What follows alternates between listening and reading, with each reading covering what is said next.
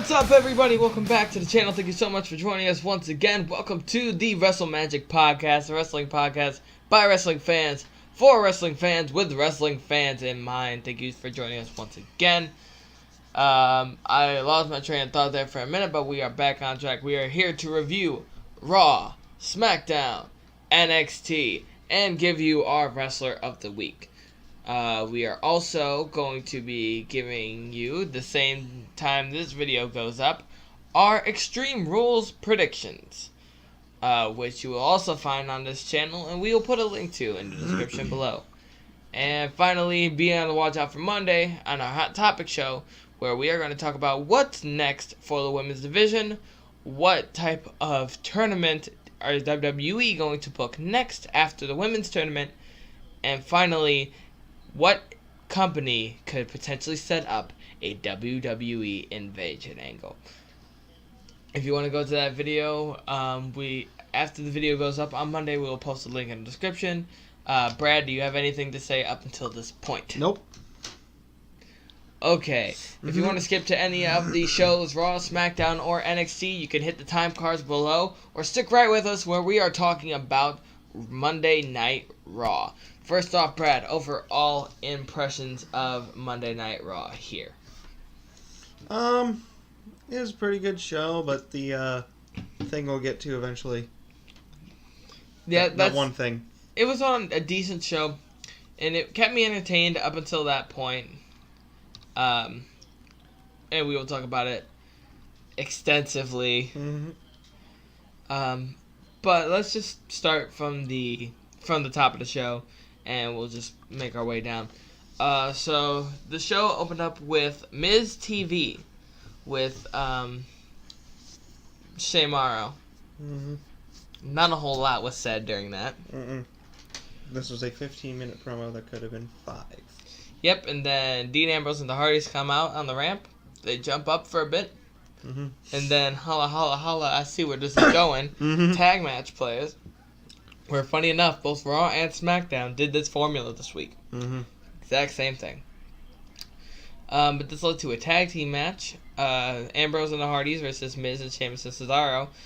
Bit clunky of a match, especially with the Miz taking a twist of fate, but he went down as a neckbreaker instead of a cutter, which was really weird.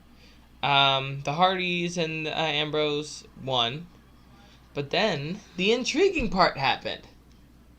So it cuts to the commentary, and Corey Graves, while Michael Cole is talking, Corey Graves is sitting there on his phone, doing his best impression of the fan in the front row of 205 Live.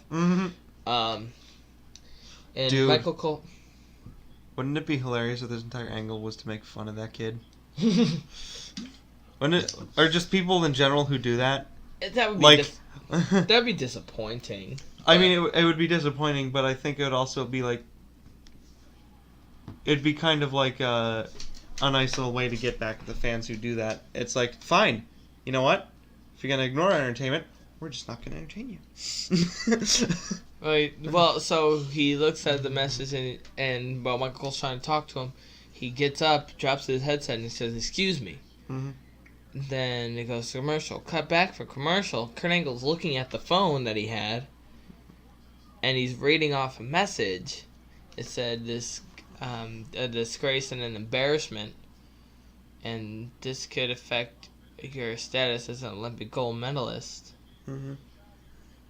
And then he asks Corey Graves, "What's this all about?" And Corey Graves is like, "People just tell me things. I'm trustworthy for everybody. They just tell me things, and I wouldn't come to you I wouldn't come to you first if it was my fault. I'm on your side." And Angle says, "If this is true, it can ruin me." What on earth do you think that is? Someone in Smarking Out said, quite cleverly, wouldn't it be hilarious if they just texted him the next pay-per-view name? They haven't said the name on air, which is funny to me.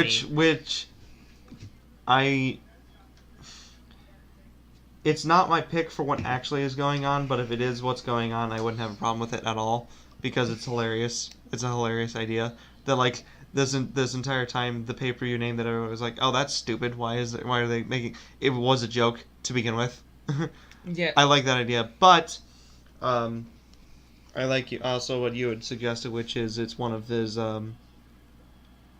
it's someone he fought. It might be someone he fought in TNA. Who knows? And it might be somebody he's fought previously, trying to come back for revenge and has some dirt on him or something.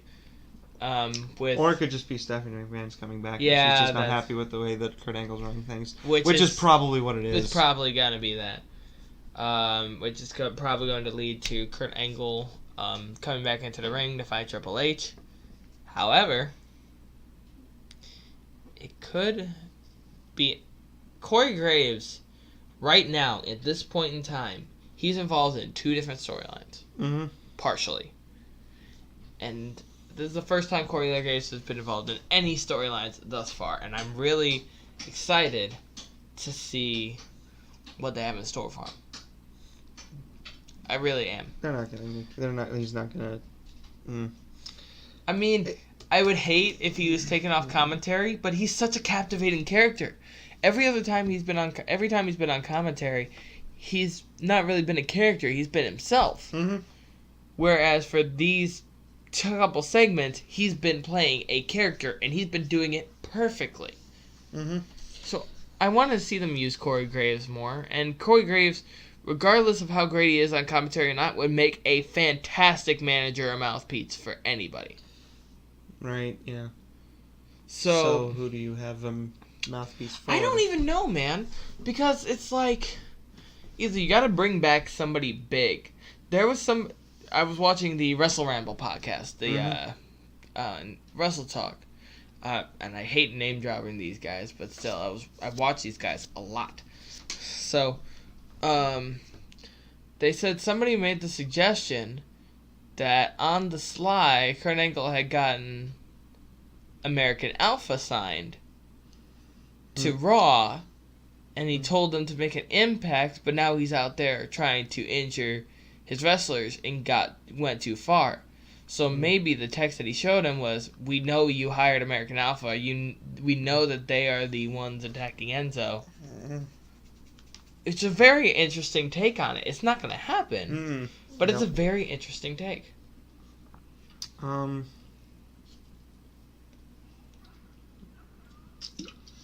So who do you mean mouthpiece for? I really want to know. We'll talk more about Graves in later segments, but let's just go on to the next. Just because he says stuff on Twitter after most takeovers, I kind of want to see Corey Graves manage Asuka. Oh God, dude! You know what's funny? Because of the whole Corey Graves on the phone thing, he didn't call Elias Sampson's match, which disappointed me. Mm-hmm. But Elias Sampson looked good here. He had a swinging neck breaker at his finisher, which I like. Mm-hmm. Too bad the crowd wasn't into it. Yeah. And Indifferent is probably the worst. Oh yeah, the triple threat match between Samoa Joe, Finn Balor, and Bray Wyatt. My question is though, if you are Samoa Joe, and Bray Wyatt has attacked you constantly for the past couple weeks, why would you work with him in the beginning of the match? Instead of being the big Samoan dude to take everybody out? You do that because your bosses are stupid and they don't know how to book storylines properly. Yeah. But anyways, the match ends. Pretty good match ends with, I believe Bray Wyatt hit the Sister Abigail on Samoa Joe, and then Finn Balor got Bray down for the coup de grace, and then Samoa Joe threw Finn Balor out and got the pin on Bray. I believe that's how that went. So Samoa Joe looking strong. Also looking opportunist. And we'll talk about in our Elimination Chamber predictions who we think is going to win that match. Elimination Chamber, Extreme Rules. Not only is Elimination Chamber a SmackDown pay-per-view, it has already happened months ago. That would be a good Elimination Chamber, though, you have to admit. Oh, the thing that they have booked right now? The 5 people plus. Oh, good lord, that'd be a fantastic chamber. Yeah. Fest. Yeah, damn it. Then we have Rich Swann versus Noam Dar in a bit of a throwaway match. Those guys are going to be in a mixed tag match on Sunday with Rich Swann teaming with Sasha Banks and Noam Dar teaching with Alicia Fox. Alright, 2 things. What? Thing number 1, I like that they are doing more mixed tag matches. Thing number 2, I don't like that their next mixed tag match is for their mid-card cruiserweight feud. Yeah. It would be interesting to see when the Universal Championship is on Raw on a regular basis. The Universal Champion teaming with the Women's Champion against the Challengers. That'd be fun. So say I'd like that. The Women's Champion is let's say it's Bayley, and the Universal Champion at the time. Who do we have? Oh, you know what? That'd probably be Reigns. Probably, but I wanted somebody better that won't get Bayley booed. Yeah. Rollins. Yeah, Rollins and Bayley with somewhat matching haircuts. Versus Sasha Banks and Reigns. But Rollins versus Reigns and Sasha Banks versus Bayley. Or Samoa Joe, not Samoa Joe and Sasha.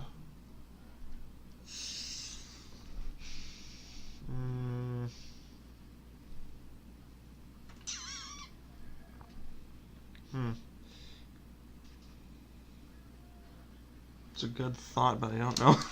Yeah, it's a good thought. I don't know who I want where. Alright, so let's just move on. Curse you, WWE, for having actually not that bad of a roster. Yeah. Titus O'Neil versus Kalisto. Titus O'Neil's showing to Apollo Crews that he can get the job done while Apollo Crews can't.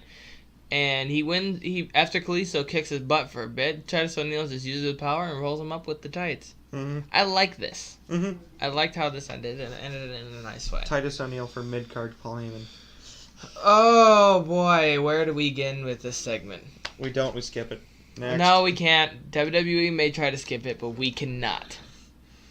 So Alexa Bliss did the thing called Bayley, This Is Your Life. Now, the minute this segment came up on the graphic for the segment came up, I knew we were not going to have a fun time. So Alexa Bliss comes out and she has a giant table full of stuff and a bunch of really bad actors. And I hear this suggestion a lot. I'll talk about it during the end of the segment. Never mind. But do you want to elaborate on what happened? So pretty much, just Alexa Bliss saying a whole bunch of things that would just trying to get the audience to see Bayley as a loser. So one of them was that she likes to watch Monday Night Raw, which good job dissing your own product there, WWE. No wonder you're low in the ratings. No, it's not even the fact that WWE had that. It's Alexa Bliss is the character. You work there. You physically work there. Why didn't you choke the chick out? Why didn't you grab her by her hair and throw her around like Loki? Oh my God! This is you know what this was? This was the whole fact that WWE hires soap opera writers. This kind of crap is gonna lead me to drinking. You know that, right? Mm-hmm. I'm kidding. No. Straight edge, guys. Straight edge. Mm-hmm. This is just WWE's soap opera writers showing through, because this is the kind of thing that would be in a soap opera segment. Particularly the whole, I was only dating Bayley to get to you, random person that we only met 5 minutes ago, and that's it was basically just soap opera writing. How her dad would go with her to the dates soap and opera class and stuff. Soap opera writing. Yes. My God. Before you go, so they should know what they're doing. No. Soap opera writing is bad on purpose. No, seriously. At first, soap operas were kind of campy, but not really that bad. And then someone made the soap opera, I think it was Days of Our Lives, and they purposely made it insane. But it made them money and it drew in viewers, so every soap opera since then has been making their product insane. Like, crazy, purposely bad, purposely nuts, insane. And that doesn't work with wrestling fans. People were saying this a lot in like every review of the show that I watched, that this segment would have been so much better had Bayley come out and hit a Bayley to belly on everybody. Mm-hmm. Hit the old lady with a Bayley to belly. hit the boyfriend. Hit the ex-best friend, and then hit Alexa Bliss. And then hit Alexa Bliss with it, and then grab the kendo stick and just whack everybody. Yeah, so it's like a bit pinata. You get a thwack, and you get a thwack, and you get a thwack. But that's not what happened. Instead, Bayley comes out very crossed. Mm-hmm. Comes out and starts punching on Alexa Bliss. I got excited for this part, but then when she stopped for a long time, staring at the kendo stick on the pole, and then she had to go get it. I'm like, Alexa Bliss is gonna get the other hand here. Yeah. Sure enough, push makes her fall. Gets the kendo stick from her in the ring, and one kendo stick shot. I want to see more on Sunday than one kendo stick shot. That is all. The way that they're building this up horribly, they need to make up for it. And at the moment, all I can think of is just someone getting the Tommy Dreamer treatment. Oh God! That's the only way that they could possibly make up for the Thank you, sir. May I have another? Just replace "sir" with "ma'am," and that's basically what needs to what would basically need to happen for the build up to be worth it. Hugs come in all different types to Tommy. So earlier in the show, the Revival had an interview. Well, I should say Scott Dawson with Dash Wilder in the corner had an interview because Dash Wilder's face was literally wired shut. Mm-hmm. They elaborated on them being seen in Sasha Banks' interview, which either it's very subtle storytelling by WWE, which I'm proud of, or it wasn't meant to happen and they just had to write him off. Oh, it wasn't meant to happen. They just had to write him off. That's what happened. Are you sure? Yes, he got his jaw. He got his jaw injured at a house show, and then they just stopped showing up. No, I'm talking about the background when they saw Sasha Banks they walked in the background. Okay. Either that was worked and that was supposed to happen, or they were in the wrong place, wrong time. Mm-hmm. Okay, for a second I thought you were questioning the jaw wired shut. No, the jaw is physically wired shut. Mm-hmm.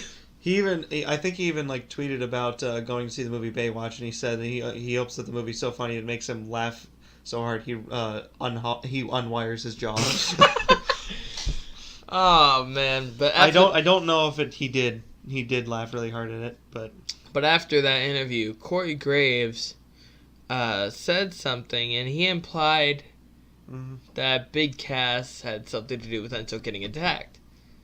So Big Cass leaves Enzo alone, right? And goes up and confronts Corey Graves. And earlier, not many people noticed this, but Corey Graves said that he would like to shake the hand of the man who attacked Enzo. Oh. And Cass, after confronting Corey Graves, shakes his hand. So that might be subtle storytelling, but that would be really cool. I got chills thinking about it. It's like, but really anyways, they found Enzo attacked again, and Cass says, "I know it's a revival. I know it is." And then Kurt Angle's like, "I'll get to the bottom of this." And Cass said, "I'm not leaving my friend alone again." And then they're checking on Enzo, and Big Cass asks, "Did you see anything?" And Enzo gives him this look. Did you notice that? No. We have to rewatch it again, but it's very interesting. Then we had Austin Aries and Jack Gallagher in a tag team match against Neville and TJP, and Neville lost. He tapped out in the last Chancery. First time since becoming champion. I think that's the first time he's lost since becoming champion that wasn't disqualified. I think so. This if he submitted here, that doesn't bode well for his Extreme Rules performance. However, the typical rule of thumb is whoever's standing tall at the end of the going home show is not winning at the pay-per-view. Yeah, but I've seen some But things. unless your names are Matt and Jeff Hardy. Besides that, I've seen some things recently that have contradicted that. Yeah, recently they have contradicted that. Because they're like, yeah, that's stupid. We're predictable now. And then you had... I texted you after this match, the Roman Reigns versus Seth Rollins. And I had said this is the best Roman Reigns match I've seen. Personally. It's hard for me to get in. He's done really good work with AJ Styles, but this is the best match I've seen in a long time. My only concern is that I would really like to just watch,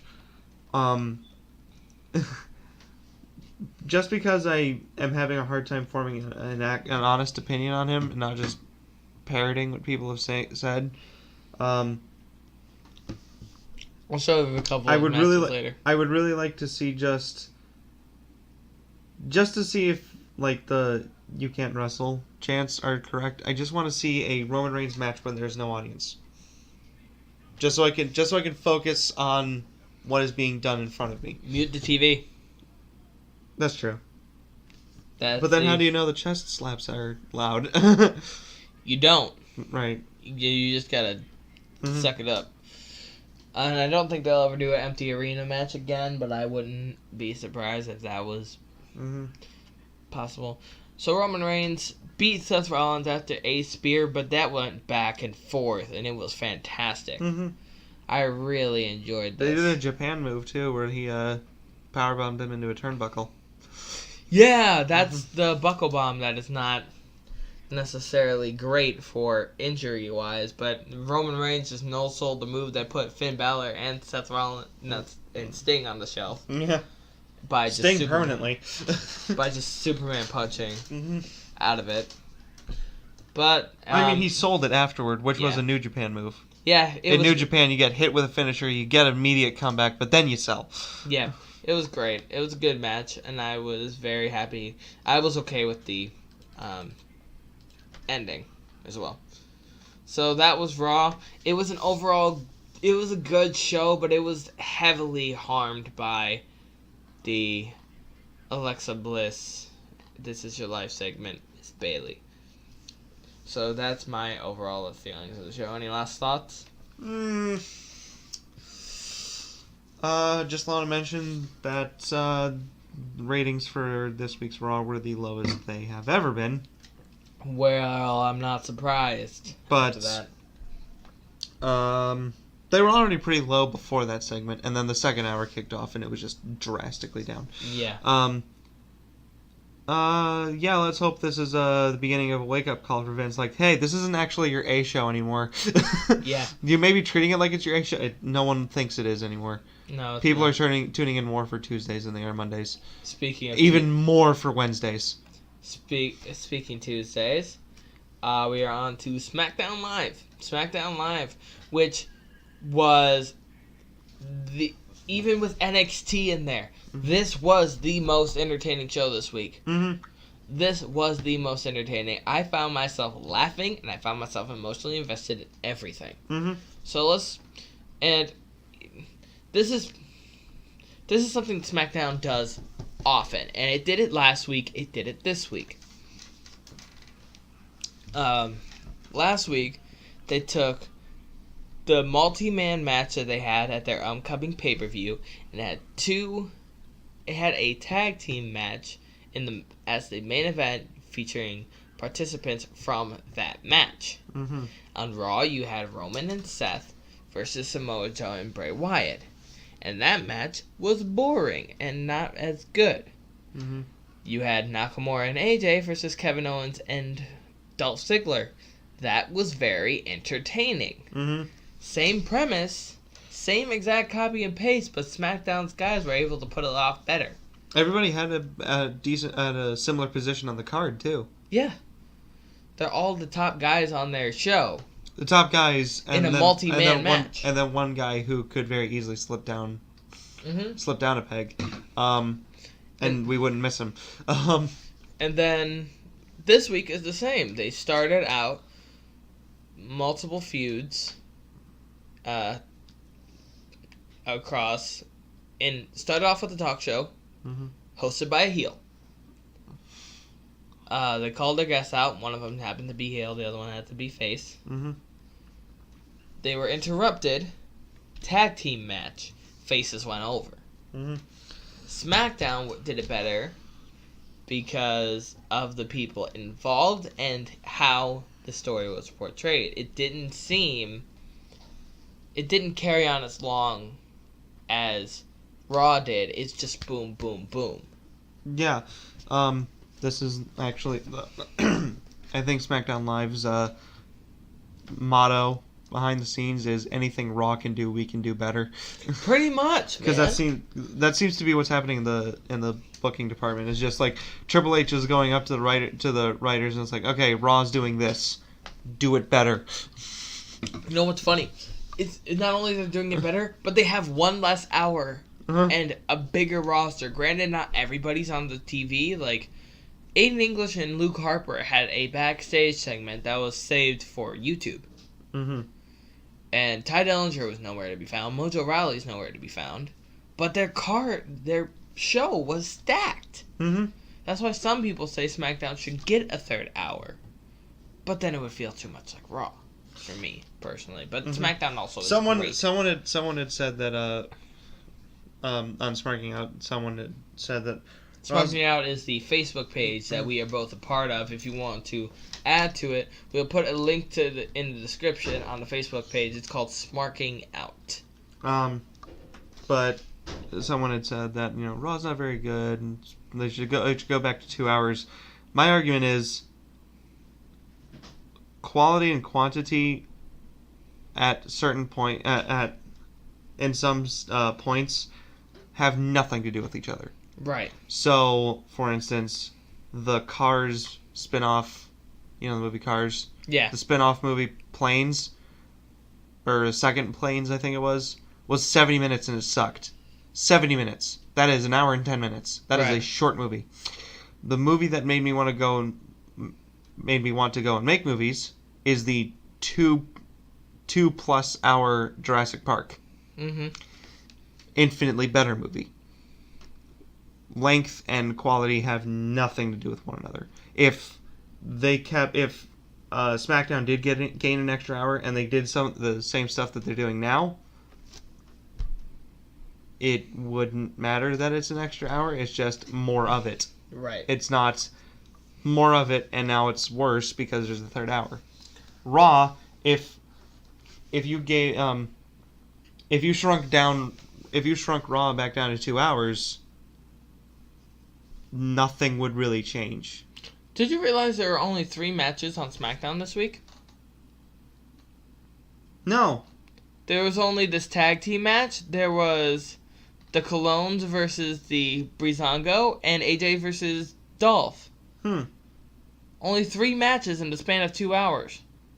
The rest were all segments. That's really cool. So this led to a tag team match of Nakamura and Sami Zayn after the brawl ensued in the highlight reel. Kevin Owens first came out with his guest Shinsuke Nakamura. Shinsuke was about to say something. Baron Corbin came out, ran down Shinsuke, and Shinsuke said, he said that he had beaten up... Baron Corbin said that he had beaten up Sami Zayn for the past couple weeks. And then Kevin Owens like, big deal, I've been beating up Sami Zayn my entire life. And then,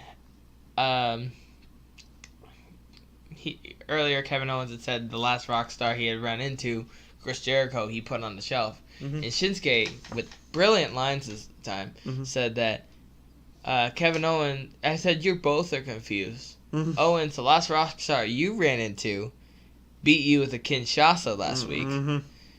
And Baron Corbin, Sami Zayn beat you twice. He said you're both confused. And then they both attack Shinsuke, and Sami Zayn comes out to make a save. Sami's like, what the heck, we're all here. Tag team match.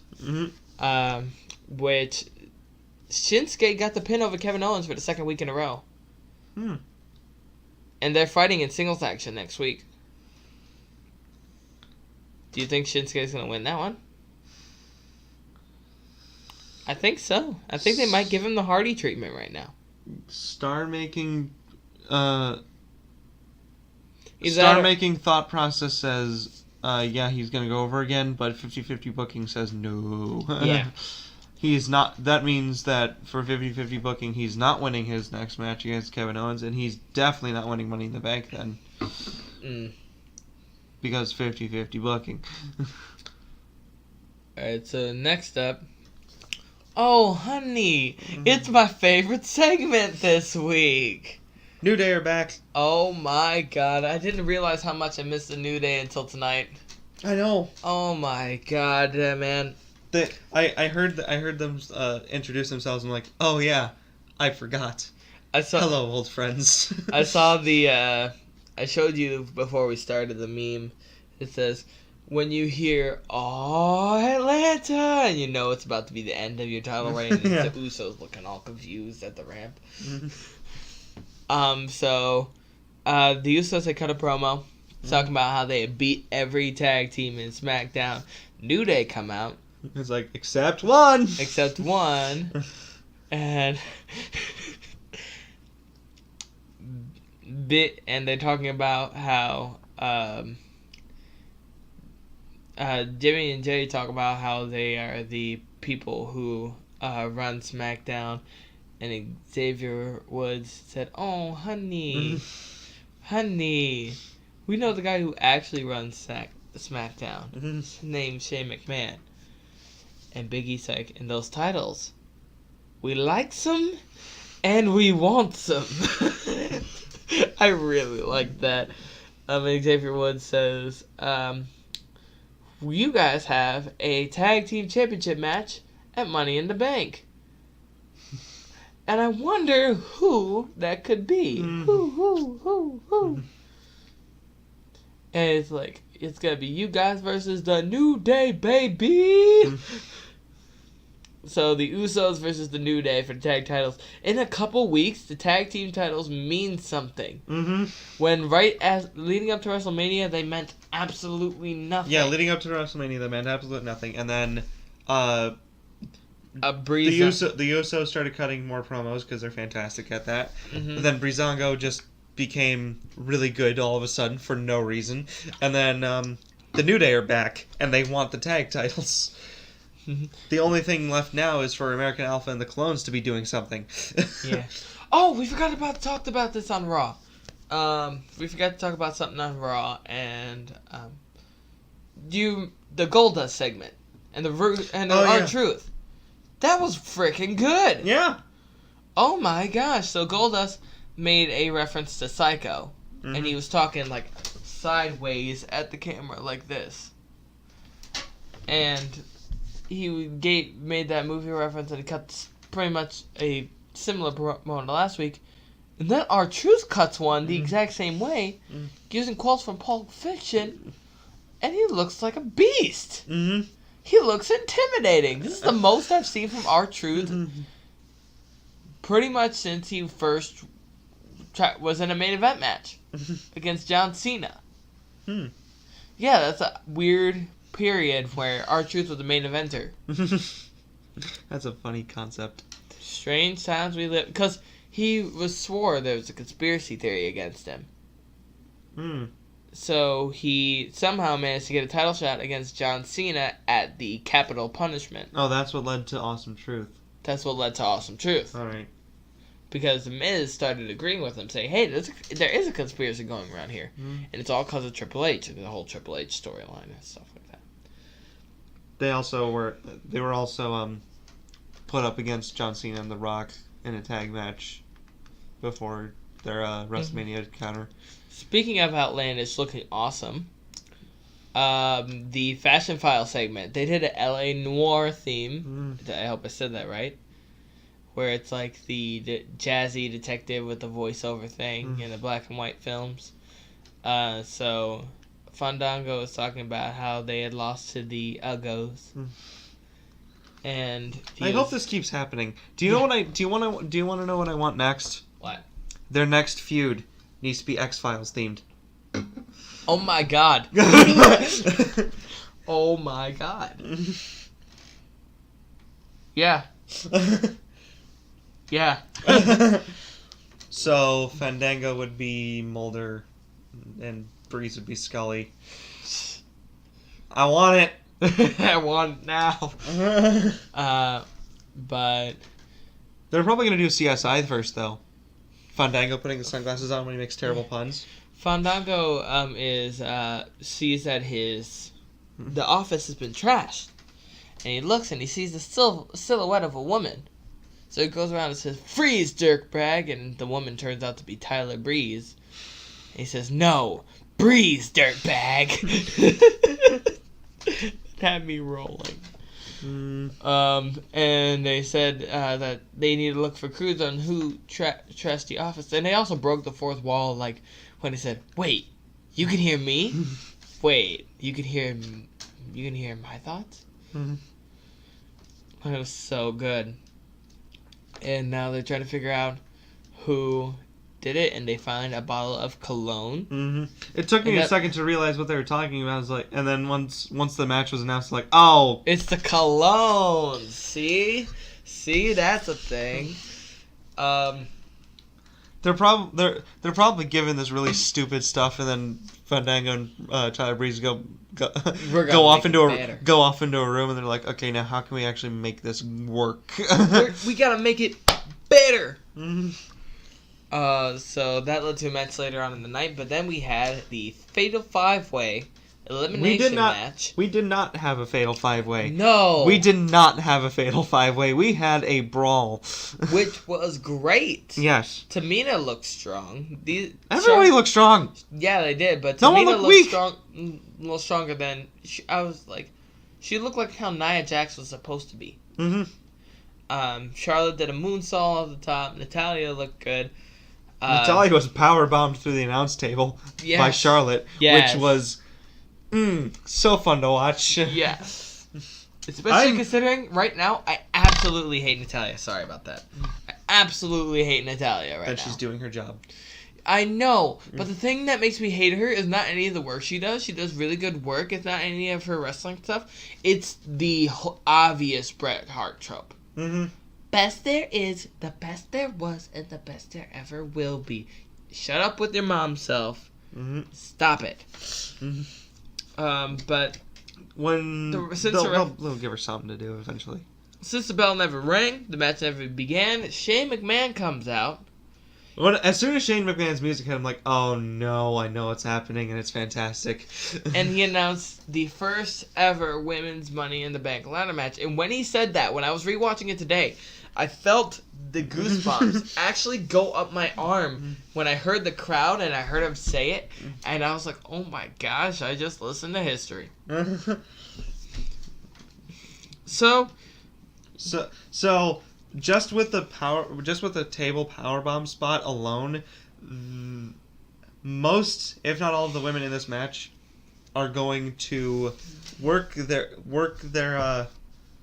themselves half to death to make sure that this is the Money in the Bank match everybody's talking about at the end of the evening. Instead of the act. That's going to be really hard for them to do. It's going to be hard for them to do, but they're going to try their darndest. And if you try, you will probably succeed. Alright, so two things. Particularly with the people in the match. Two things. One, who is your early favorite to win this match? Early favorite is... I'm tied between Becky Lynch and Carmella. Yeah. Because I could see them both walking around with that briefcase. It's either Carmella because, James Ellsworth is, if anything, an effective heel. Oh, God. His intro was great. Becky Lynch because... Duh. Yeah. the way that everybody reacts when she comes out, like if you would just push her a little bit harder, she would be that brand's top babyface, woman's babyface. Mm-hmm. Not even Naomi gets that strong of a reaction when she comes out. And the second one, will we ever see a women's 5-star match, and who would it be? Ooh, that would... That won't be until that won't. I don't see that happening until one of the women from NXT comes up or the Mae Young Classic is over. I can see either Ember Moon and Asuka pulling it off together. Oh, if they do that, and if both of them got called up to the main roster and that was both of their first matches, outside of like the someone jobbing to them match, so like either that, Asuka fights someone jobs for her, Ember Moon fights someone jobs for her, and the first match they have, that would be fantastic. I can see one of three of them. That, if we see Sasha Banks versus Bayley at Mania. Ooh. Sasha Banks versus Bayley at Mania. And I know we're going to cover this in Hot Topic, but first women's TLC match. Yeah, we are going to talk about that in a minute. But that's what I would like to see. I don't think that one would be a 5-star. I think Charlotte versus Asuka. Yeah, I was going to say Charlotte versus Asuka, but I'm a huge Asuka mark, so you probably would have said, of course, you would think that. No, I agree. But even though you are a huge Asuka mark, I am too. But I was like, I could see those two putting on a 5-star match. And the thing is, we would see it coming eventually, but like the match that it actually happens at, no one would expect it to be that match. Mm-hmm. It's just like, okay, Charlotte's in the ring, Asuka's in the ring, and then like at the end of the match, everybody's jaw is wide open. Like, what did we just watch? We watched a 5-star match, I think. Then we had Breezango versus the Colognes. Do you get that reference now? Yeah. And this Tyler Breeze starts out as the woman from the from the skit. The dress and the wig are taken off. He retreats to the back, and then he comes back out as the janitor again. And he wins with the Unprettier, which is Christian's finishing move. And they pick up the win, and it's kind of payback for their losses for the Usos. Then we had a Randy Orton promo, which I really liked. Yeah, it was fine. I don't like the whole. I mean, I know that foreign thing. Yeah, that's a little 86. Fun fact for those who are watching, I told you this off camera, but in the Indian version, the commentary team picks up Jinder Mahal as the face and Randy Orton as the American racist heel. Which is very interesting. Which is interesting, but it sounds like Bret Hart. Yeah. Heel Bret Hart. That's what they did with... heel in America, face in Canada. Which was an interesting dynamic in and of itself. But... yeah. I did like how he did run down, like, the fact that he was, in fact, a third generation wrestler. I kind of like that, which was nice. It's like, this is in my blood. So yeah, I did like that. Then we have another thing that in the main event, we have another thing that Raw and SmackDown both had in common. SmackDown did it. I can't say SmackDown did it better. I could say it was equal, pretty equal, because the Roman Reigns Seth Rollins match was fantastic, and so was this match. Ziggler versus AJ. And did you notice Dolph Ziggler wasn't as cartoonishly selling and overselling as he does in every other match? He wasn't overselling as much, if at all. Weird. It was really weird, because you know how, like, when he hits the mat, a lot of times he'll bounce up and, like, cartoonishly sell. No, he looked like he was legitimately, like, dropping. The match ends on a surprise note, but it's not really a surprise because it's AJ Styles' hometown, so he had to lose. Well, it's nearby. Yeah, it's nearby. So AJ Styles was going for now forearm, and Dolph Ziggler knocks him off. And then as AJ is getting back into the ring, he gets super kicked and gets a pin. Dolph Ziggler looks amazing going into Money in the Bank, but it was a really good match. I agree with Brian Alvarez from the Wrestling Observer podcast, though, because he did say that from a storytelling perspective, you should show the audience that it's entirely possible for Because when you see someone who has lost a match nearby their hometown, and you know that's what WWE does, you know how that championship match is ending. Well, At Money in the Bank, you know how that championship match is ending. Don't even try to make a prediction that Randy Orton's winning that, because if no one's winning, if no one in WWE wins in their hometown, Randy Orton's not winning that match. Well, that's the thing. And I'm going to counter-argue that with this. Charlotte's title reigns. The formula for Charlotte is she would lose it on Raw, gain it back in the next pay-per-view. Lose it on Raw, get it back in the next pay-per-view, right? Mm-hmm. It became predictable, especially when she lost on Raw to Bayley. So when that Fastlane match happened, and Charlotte lost that, it was all the more shocking. Same thing principle here.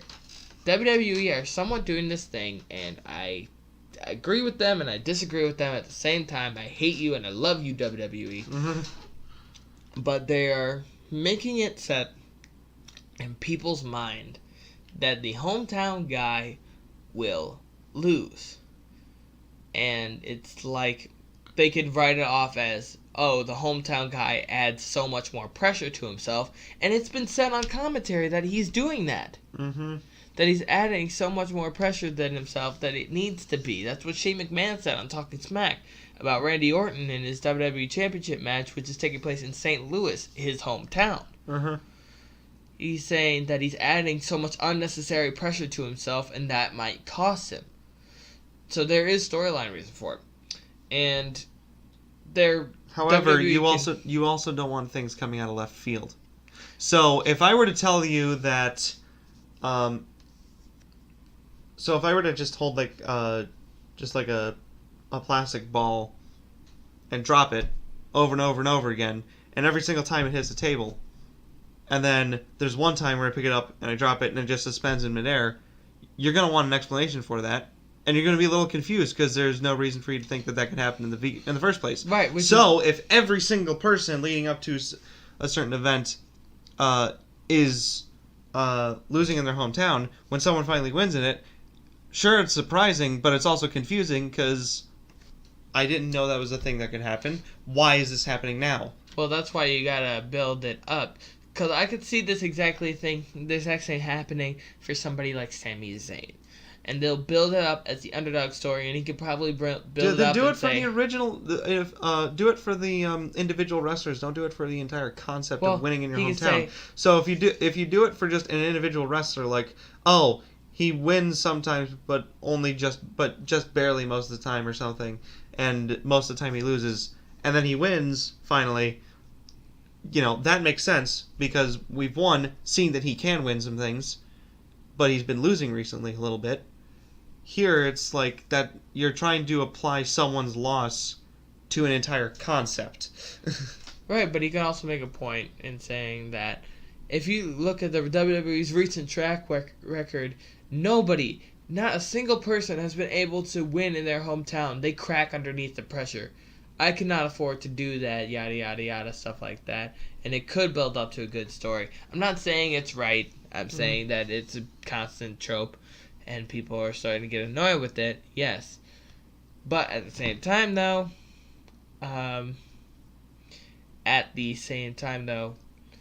this, it could lead to something bigger. I'm not saying it necessarily is. Mm-hmm. Just saying it could. There's always potential. How do you think the home field advantage thought got started? People would tend to win in their hometown because it was their hometown. Yeah. WWE, trying to be different, is playing against that. But here's the thing. You don't do things because they're different. You don't do things to be original. You do things that make sense. Right. Having someone lose in their hometown just doesn't make sense. Well, it builds heel heat. Yeah, sure. But you can do that other ways. There are other avenues by which to go through. It's typically the easiest way. So that's what WWE... Work for your heat. Don't be lazy. Cheap pop. John Cena with the jerseys. Mick Foley. Right here. And insert name tab here. So that was SmackDown, and other than that trope, I think so far it was the best show out of the entire week. Next up, we have NXT, and this show was entertaining. I liked how it started, very much so. Tommaso Ciampa comes out with crutches, and he gives a promo about why he attacked Gargano. Now, I thought it was gonna be just like you had told me, that, he was sick of losing, and normally Gargano was the one who took the fall. So he did what he had to do. His promo basically said how he did not want to be the afterthought and be replaced in the fans' eyes, so he wanted to make sure he was remembered. Right. Because he knew he was going away for a while after the match, and he had to do what he had to do. So, what do you think about it? It's definitely an original point of view on it. I kind of like the element of it kind of stepping out of just the live in-person reaction with interaction with fans, and actually like online reaction. Right. Like, I'm really upset that he didn't point out he thinks that Gargano thought that he was going to go away for a while on Thursday because of the whole new theme music thing. Because you heard about that, right? How there was a singer who said, I just finished recording Johnny Gargano's new theme music. Oh. So I'm surprised that they didn't say that. He didn't say something to that effect. But that promo at the end, he was just like all fire. He's going to be the most dangerous son of a bee when he comes back. And I believe him. Yeah, I do. This is why this feud that they're having right now, and they're working in the tag team division, makes me think they're not going to 205 Live. And you said, well, they're cruiserweights. They have to. And I have two words for you: Finn Balor. Hideo Itami is definitely going to the cruiserweights, though. I could see that. He could be the shot in the arm 205 Live needs, maybe. He could. Or he could put on more fantastic matches. True. If Hideo Itami had not gotten injured, where do you see him being right now? This question was asked on Going in Raw. He was in NXT before CWC, right? Hideo Itami was never in CWC. No, he was on NXT before CWC happened. Yeah, right? before CWC happened. So he came in at the exact same time Finn Balor did. He showed up first, and then Finn Balor showed up a few weeks later. Well, he'd be the same place Finn Balor is then. Yeah, you could see him easily in that Fatal 5-Way. Oh, for definitely. The Extreme Rules. Ooh, definitely. Like, sub him in for Reigns or Bray. You could. Good lord. Either that, or just add a 6-person to it, make it a 6-bag challenge. Even more so. Good lord. 2 6. Yeah, I could see that had he not gotten injured. Next up, we had Pete Dunne looks like a freaking star. Oh my god. I cannot wait for this UK Weekly show. Me neither. Because it's just going to, like, it's going to be the perfect blend between Raw and SmackDown and NXT. Yes. Where it's like NXT's focus on pure wrestling while also having the storytelling elements of Raw and SmackDown. And it also has the comedic effect of SmackDown, too, with Tyler Bate in Turn 7 somewhat, because I know they do the whole mustache thing. But Pete Dunne looks like a friggin' star. He carries the belt with his teeth. Okay, that's impressive. You know how big and heavy that belt has to be with all the gold that's on that thing? Yeah. We might have covered this in another video, but I said that I definitely see the three of them, Tyler Bate, Trent Seven, and Pete Dunne. Pete Dunne being the Triple H, Rock, and Austin UK. You do show. realize outside of the UK show and WWE, all three of them are tag team.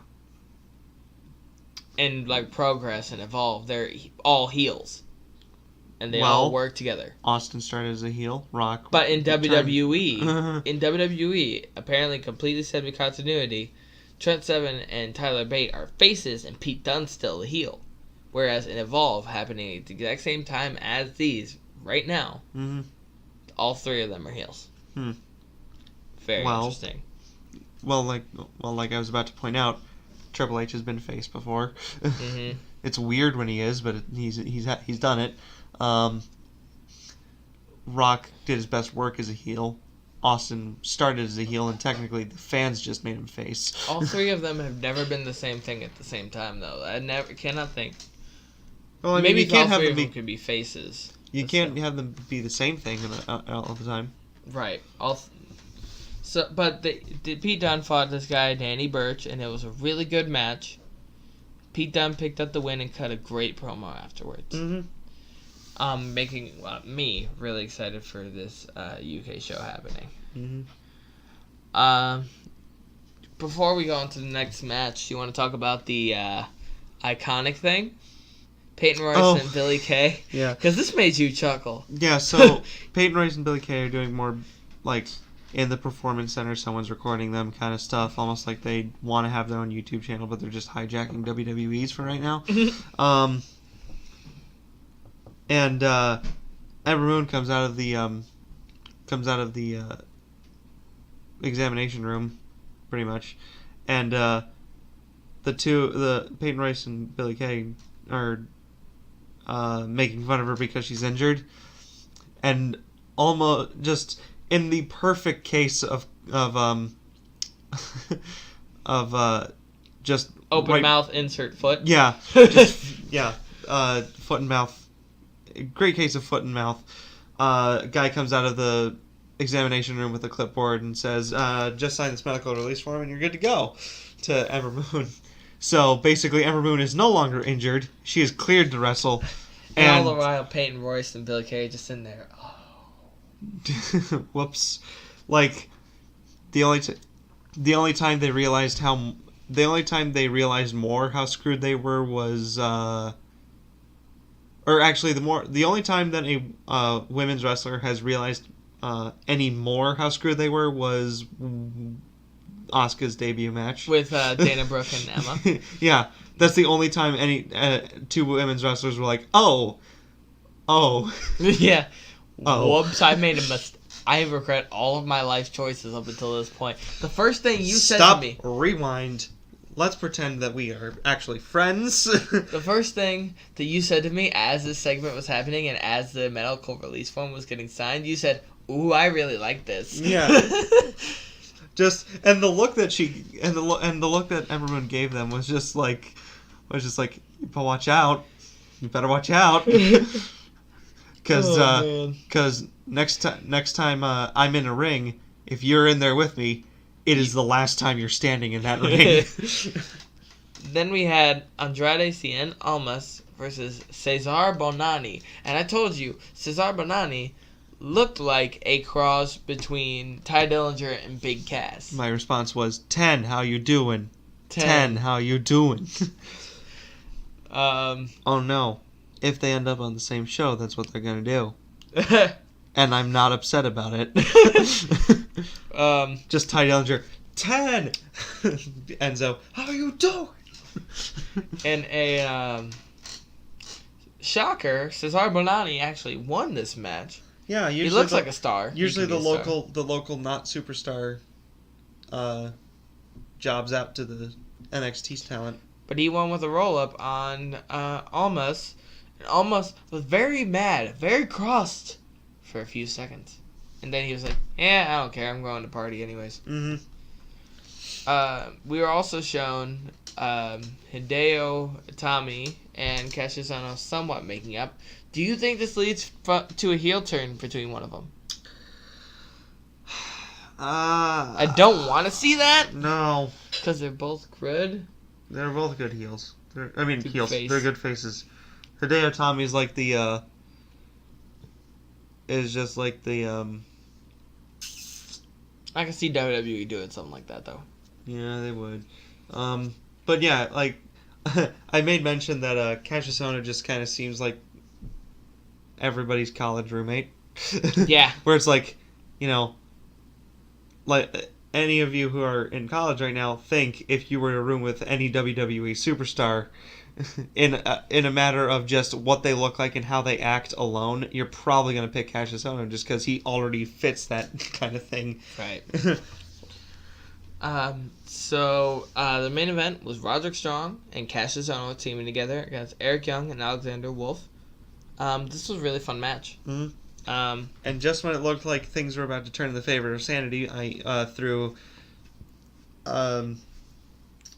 Wait, hang on. Let's preface this for a minute. Alrighty. You came up to me. We paused it and we went to go get something to drink, and you asked me, "Man, I wonder where No Way Jose's been and what he's doing right now." And I was like, finish watching NXT and then tell me what you think. Mm-hmm. So we go back and we watch it, and sure enough, No Way Jose pops up. Mm-hmm. It just says Sanity was about to call in Killian Dane to come in. No Way Jose stops him and throws him into the post. Cassius Ohno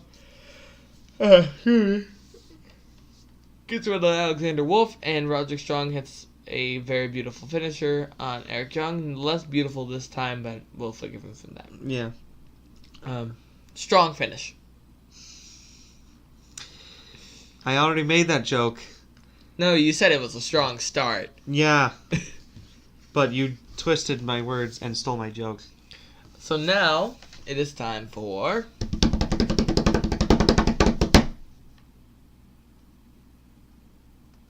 Wrestler of the Week, where we take all the wrestlers that we've had and figure out who is our best wrestler of the week. And we actually have a team this week. But who could it be?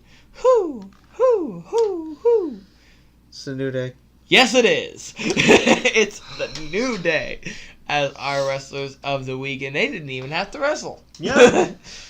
All they had to do was just show up and remind us why they are one of the best tag teams in WWE's roster right now. Yes, we absolutely love the New Day. The New Day is fantastic right now. I can see why WWE has to split them up because I kind of don't want them to. I don't either, but you know it's going to happen. Yeah, it's going to happen. It has to happen. It's going to happen. It has to happen. It's going to be at a big pay-per-view, and it is going to be the most talked about. It will be more heartbreaking than the Festival of Friendship. I wouldn't go that far. Well, I would tie it. It's the New Day. Yes, it is. It's that. Those two would be tied. If they do it well enough, it will be... It would be Chris Jericho and Kevin Owens tied with the New Day breakup, tied with Tommaso Ciampa and Johnny Gargano. Yeah, it's gonna happen. All three of them are going to be on WWE's top 10 list of most heartbreaking betrayals. But the New Day, for having me rolling absolutely this week, and for being just amazing. The New Day are our wrestlers of the week. Who are your wrestlers of the week? Let us know in the comments below. Hit the thumbs up button. This is the last of the Wrestle-MaGiC podcast for today. Go check out our predictions video. Help us hit 100 subscribers by 2018. You can follow this guy at Movies and Guitars. And you can follow me. That's an N, not an and. I said N. I know, but I'll write it underneath. Said it quickly. I'll see it underneath. Movies and Guitars, and you can follow this guy right here at MGC1536. I'm Michael Cruz, and this is Bradley Son, and we will see you guys next time. Hit it.